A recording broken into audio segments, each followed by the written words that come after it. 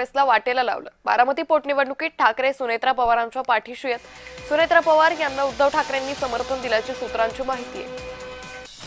त्यामुळे उद्धव ठाकरेंनी सुनेत्रा पवारांना समर्थन दिल्याची माहिती सूत्रांकडून प्राप्त होतीये। बारामती पोटनिवडणुकीत ठाकरे सुनेत्रा पवारांच्या पाठीशी असल्याचं पाहायला मिळत आहे।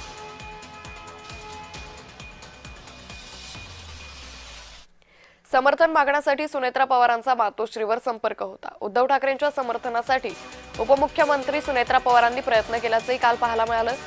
तर बारामती पोटनिवडणुकीबाबत काल सुनेत्रा पवारांनी उद्धव ठाकरेंना संपर्क केल्याची माहिती समोर आली।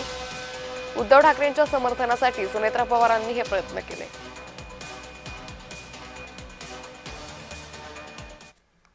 काँग्रेस पोटनिवडणूक लढवण्यावर ठाम आहे। बारामती आणि राहुरीसाठी काँग्रेस उमेदवारांची घोषणा लवकरच होईल। बारामती राहुरी पोटनिवडणुकीत काँग्रेस उमेदवार देणार आहे, तर दुपारपर्यंत उमेदवारांची नावे जाहीर करू, काँग्रेस प्रदेशाध्यक्ष हर्षवर्धन सपकाळ यांनी माहिती दिली। महाविकास आघाडीतल्या पैकी एका पक्षानं ही निवडणूक लढवावी अशा प्रकारचं आज राजकीय जबाबदारी ही आमच्यावर आहे। आणि या दोन्ही ठिकाणच्या ज्या जागा आहेत या सर्वस्कृत आहे की तुतारी चिन्हावर राष्ट्रवादी या निवडणुका लढल्या होत्या।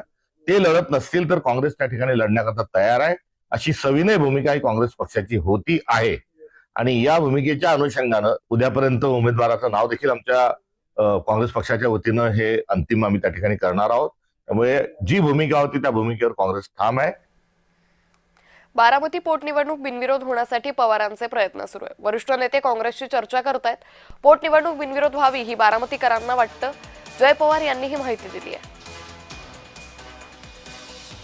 आजोबा म्हणजे पवार साहेबांचं पण एक बातमी आली की ते पण आग्रह करतायत बिनविरोध व्हायला पाहिजे।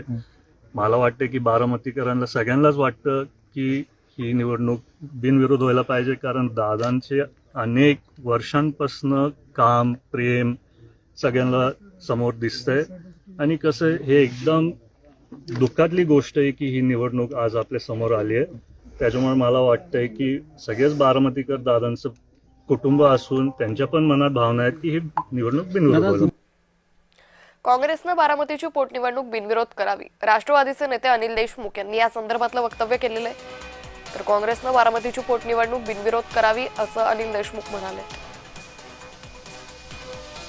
बारामतीची जी पोटनिवडणूक लागते विधानसभेची, त्या बाबतीत आमच्या पक्षाने ऑलरेडी सुप्रियाताईंनी जाहीर केलेलं आहे की आमच्या पक्षातर्फे कोणताही उमेदवार लढणार नाही।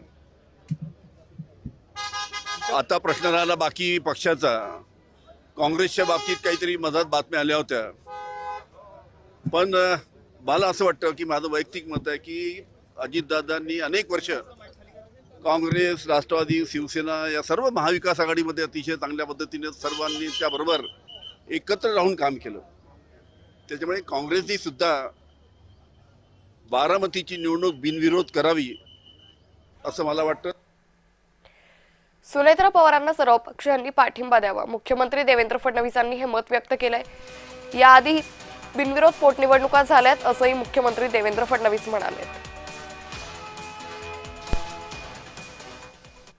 मला असं वाटतं की सर्वच पक्षांनी सुनेत्राताईंना पाठिंबा दिला पाहिजे।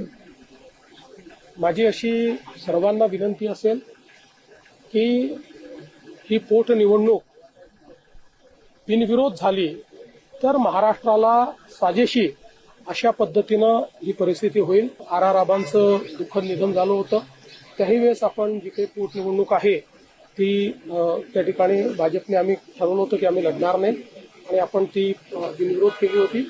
मला असं वाटतं सगळ्या पक्षांनी मन मोठं करून बिनविरोध निवडणूक केली पाहिजे। मुख्यमंत्री देवेंद्र फडणवीसांनी हे मत व्यक्त केलेले। सुनेत्रा पवारांना सर्व पक्षांनी पाठिंबा द्यावा असं आवाहन यावेळी मुख्यमंत्री देवेंद्र फडणवीसांनी केलंय।